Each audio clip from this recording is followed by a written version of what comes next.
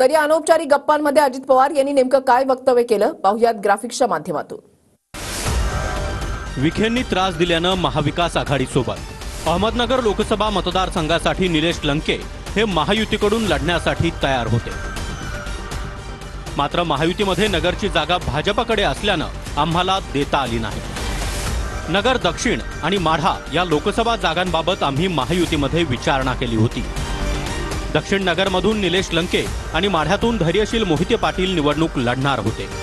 मात्र भाजपनं दक्षिण नगर आणि माढ्याची जागा महायुतीमध्ये आम्हाला सोडल्या नाही। निलेश लंकेंनी पारनेर विधानसभेत पत्नीच्या उमेदवारीसाठी सुद्धा आग्रह धरला होता।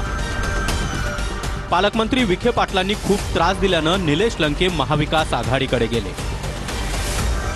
निलेश लंके यांच्या मित्रांच्या खडी क्रशर कंपन्यांना मोठ्या प्रमाणात टॅक्स लावला।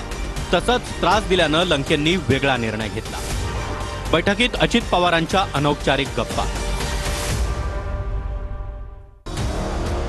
रायगड लोकसभा मतदारसंघात आम्हाला भाजपची मतं मिळाली। भाजपची मतं मिळाली त्यामुळे मतं ट्रान्सफर होत नाहीत असं म्हणणं चुकीचं।